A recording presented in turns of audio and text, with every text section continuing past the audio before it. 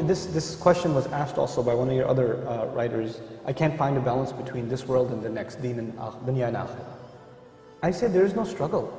Everything we do in this world is for the akhirah if your intention is right.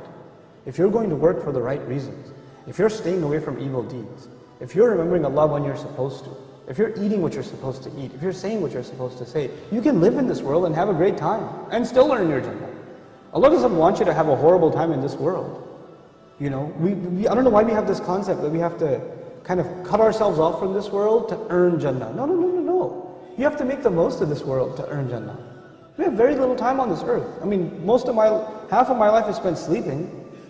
And the few hours that I'm awake, take away the time I have to relieve myself, get dressed for work, stay and commute to the job, put in the 8 hours at work, and come back. What do I have, 2-3 hours of free time, technically free time, that I actually have some control over? How about I make the most of that free time? You know, that could change my life. Those few hours that you have free after work, or that commute to work instead of listening to useless news, you know, about the weather and the Dow Jones Industrial Average. How about you listen to something productive in that time? Listen to some Quran, listen to something that will increase your knowledge.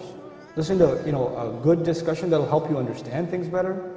Memorize du'as at that time. Do something more productive. And in your free time, do good things. Make a routine out of going to the masjid regularly. You know, every Isha, you catch every Isha. Before you start your work day, you catch every Fajr in the masjid.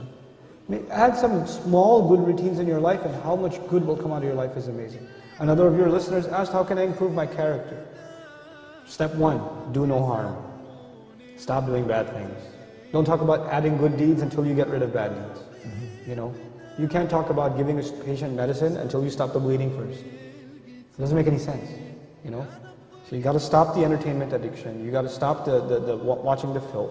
You got to start lowering your eyes when you're walking down the street, because you're becoming less of a human. Every time you stare at a woman, and you stare at her like she's a piece of meat, like she's an animal, that just means you've lost respect for a fellow human being. That's all that means. To you, that's nothing but you're looking at her like an ape looks at a female ape. You know, like a dog looks at a female dog. That's all you've turned into, an animal. Regain your humanity first, and then embellish, beautify your life with good deeds. Do simple, small things. Perfect your prayer, memorize a few supplications, try to, you know, be honest in your workplace, be kind to your mother. These are not complicated things. This is what the Creator wants from us. That's all He wants. But if someone says, why? Why does He want this from me? What is it? Is this benefiting Him? That's a great question. Everything Allah wants from us, one of His names is Al-Ghani. Ghani means someone who doesn't need anything. And He told us that in an ayah in which He basically told us to do certain things, and He said, Al-Ghani, and He's free of need. وَأَنْتُمُ الْفُقَرَاء, you're the ones that are bankrupt. Now, in that ayah, He doesn't need anything, and we need everything, because we're bankrupt. And then He told us to do a few good deeds. And if you do a few good deeds, He will make you ghani. He'll make you free of need. He'll shower you with blessings.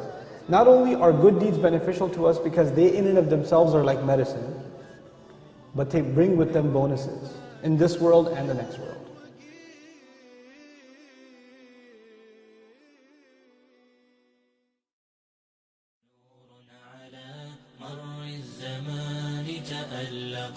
وأضاء للدنيا طريقا مشرقا وهدى من الرحمن يهدينا به للصالحات وللمكارم والتقى نور على مر الزمان تألقا وأضاء للدنيا